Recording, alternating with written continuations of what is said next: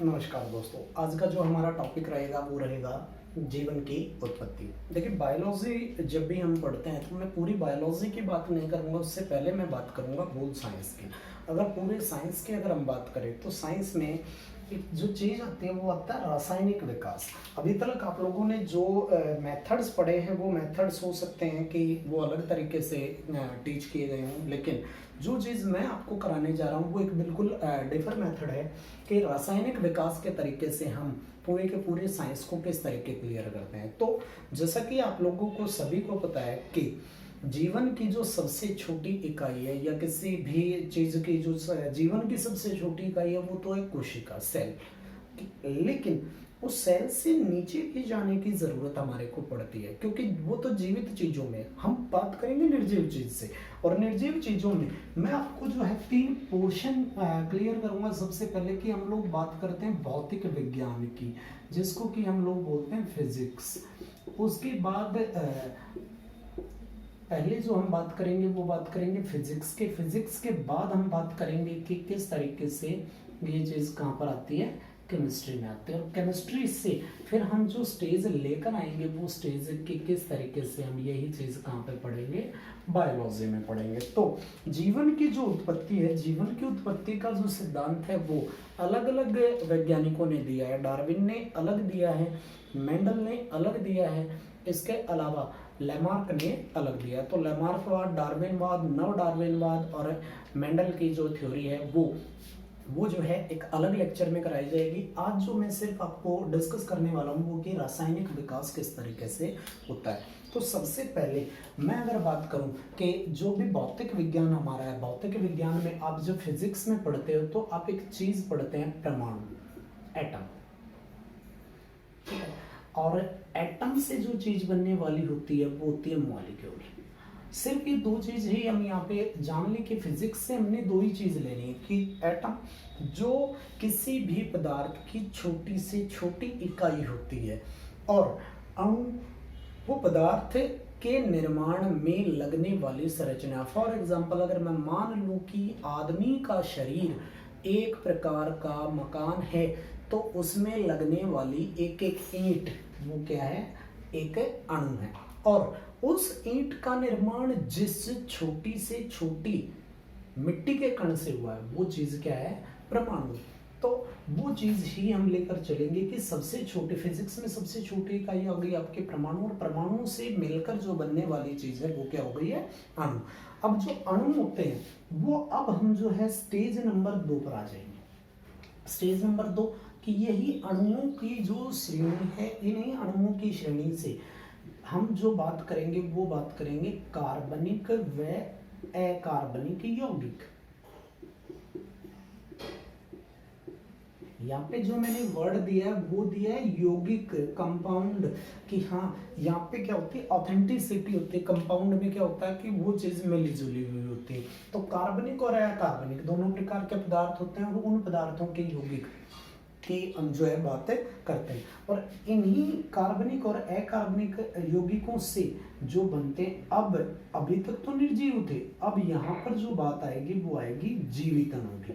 यहाँ पर फिजिक्स में यहाँ पर लाइफ नहीं होती, लेकिन केमिस्ट्री में कुछ भाग, कुछ पार्ट लाइफ होती है, और बायोलॉजी में बोल लाइफ होती है। तो यहाँ जीवित अणु आ जाएंगे, और जीवित अणुओं में जो पाई जाने वाली चीज है वो है प्रोकैरियोटिक।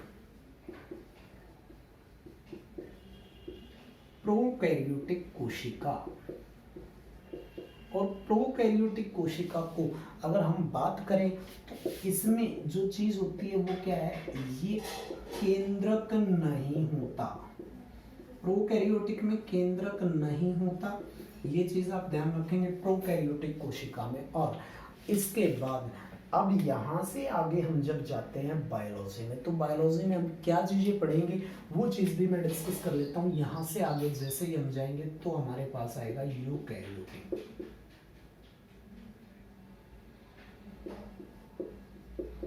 यहाँ पर जो हमारे पास आएगा वो आएगा यूकैरियोटिक कोशिका, जो प्रोकैरियोटिक से अगली स्टेज है। ये स्टेज है हमारी। अब यूकैरियोटिक कोशिका क्या है, इसमें केंद्रक होता है। यहाँ पर जो होता है न्यूक्लियस पाया जाता है यूकैरियोटिक में। और न्यूक्लियस जब पाया जाएगा तो इन्हीं सेल से मिलकर जो बनते हैं वो बनते हैं उत्तक। हिस्टोलॉजी जिसको हमें बोलते हैं, मार्सेल मेलपिघी हिस्टोलॉजी के जनक थे। तो टिश्यूज की जो स्टडी है, फिर हम करते हैं टिश्यूज की स्टडी, मतलब कोशिकाओं से मिलकर अब बन गए उत्तक, और इन्हीं उत्तकों से मिलकर बनते हैं अंग, बॉडी पार्ट।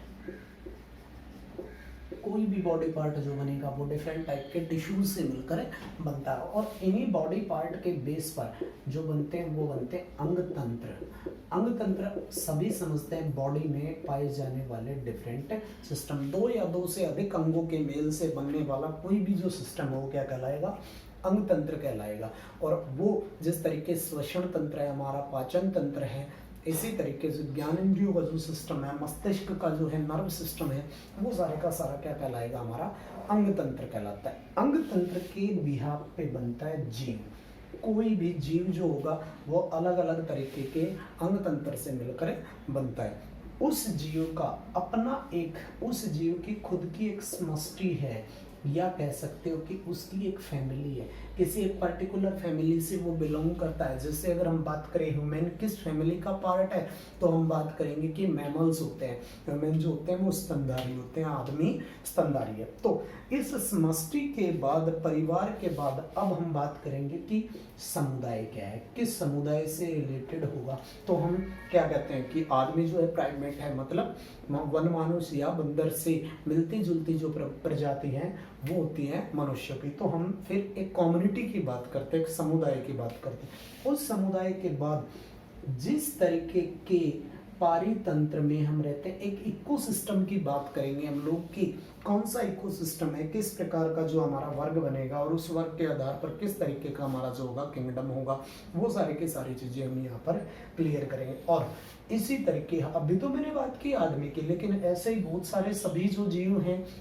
जितने भी पेड़ पौधे हैं, जितने भी जीव जंतु पशु पक्षी हैं, वो सारे के सारे इसमें पारितंत्र का ही एक हिस्सा होगा, और वो सभी मिलकर एक चीज का निर्माण करेंगे, और वो चीज क्या कहलाएगी, जीव मंडल। वो कहलाएगा हमारे जीवन का जीव मंडल। तो उस जीव मंडल के, उस बायोम के बेस पर ही हम जो स्टडी करेंगे वो स्टडी करेंगे जीवन की उत्पत्ति, और पूरे का पूरा जो हमारा सब्जेक्ट जो हम पढ़ेंगे वो पढ़ेंगे कौन सा सब्जेक्ट है, बायोलॉजी। तो यहाँ पर अगर मैं नॉर्मल से जो बात करूँ वो बात करूँ कि फादर ऑफ बायोलॉजी कौन है, तो फादर ऑफ बायोलॉजी रहेंगे अरस्तु। और अरस्तु किस, कहाँ के निवासी थे, यूनान के। तो कल जो हम टॉपिक करेंगे वो, इसमें सबसे पहला टॉपिक हम करेंगे कि विकास, जीवन का विकास किस तरीके हुआ है, कौन कौन सी जो है उत्पत्ति हुई है। रिवर्स में हम चलते जाएंगे, और सबसे पहले हम बायोलॉजी का पार्ट कवर करेंगे, उसके बाद हम जो है फिजिक्स का पार्ट कवर करेंगे, और साथ के साथ हमारा जो है केमिस्ट्री का पार्ट। तो पूरी साइंस